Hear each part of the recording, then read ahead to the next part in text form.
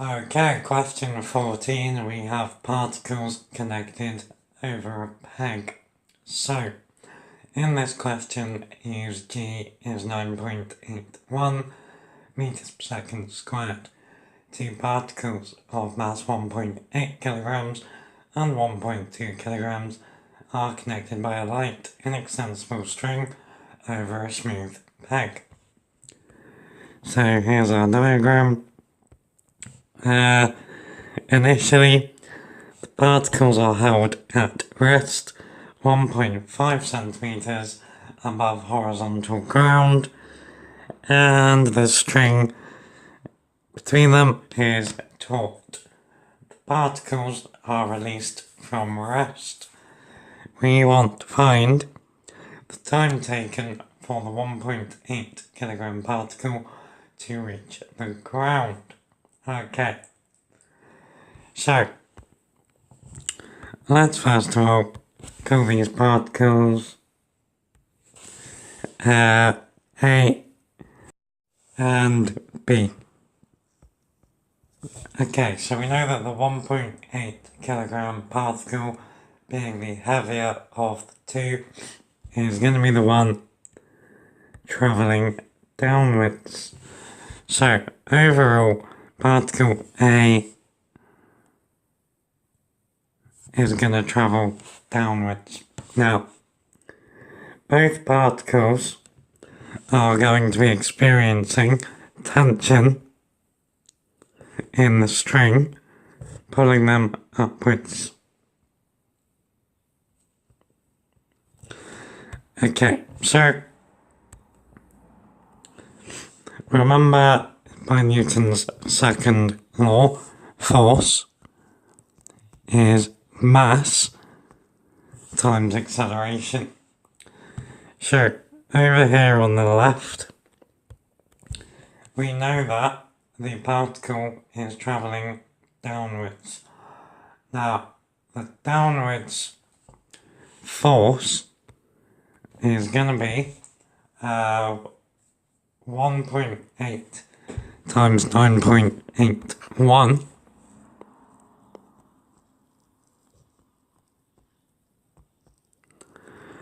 minus the tension pulling upwards. Now we know that that is going to be equal to the mass of the particle times acceleration. So that's going to equal 1.8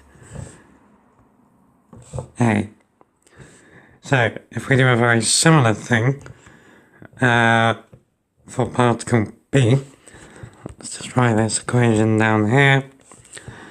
So we know 1.8 times 9.81 minus tension is equal to 1.8 A. Okay, let's do the same thing then for particle B. So we know particle B overall is going to be moving upwards. Now this upward force is going to be the tension minus the force trying to push it downwards. So minus 9.81 times 1.2. And we also know that the overall force is going to be the mass of the particle times by that same acceleration as particle A. So we know that's going to be equal to 1.2 A. So let's also write this down here.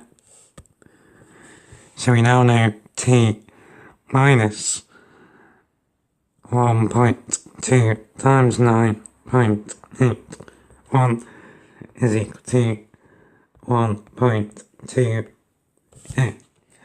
So what we can now do from what we can now do using these two equations is work out the value of A, the acceleration of each particle. So,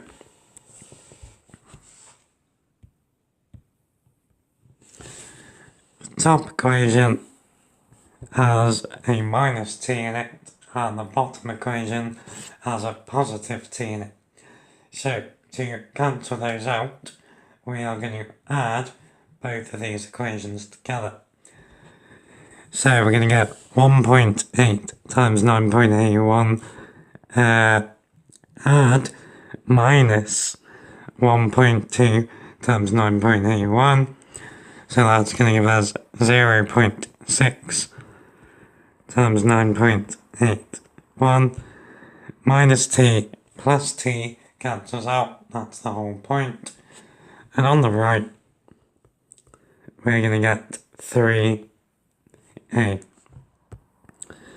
Now 0.6 times 9.81 is 5.886.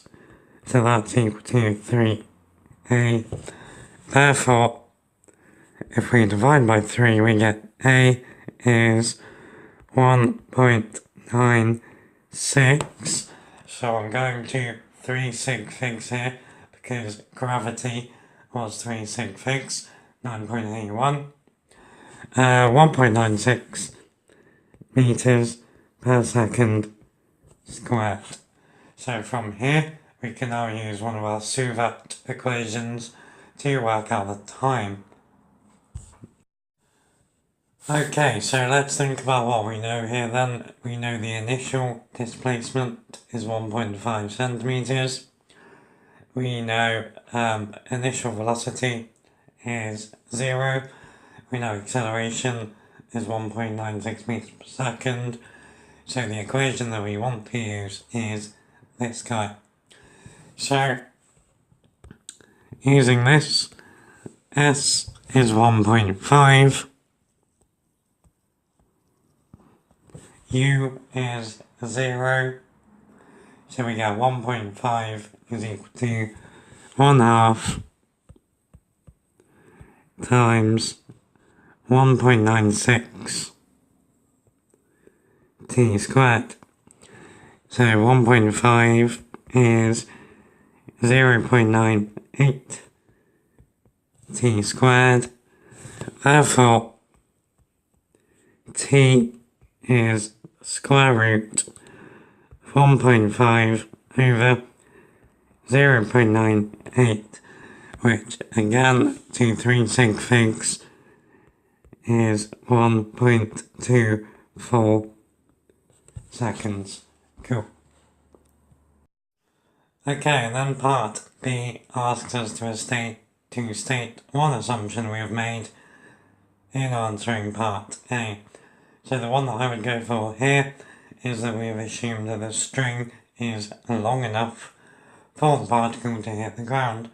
We don't know anything about the length of string. If it's not long enough, the particle isn't reaching the ground.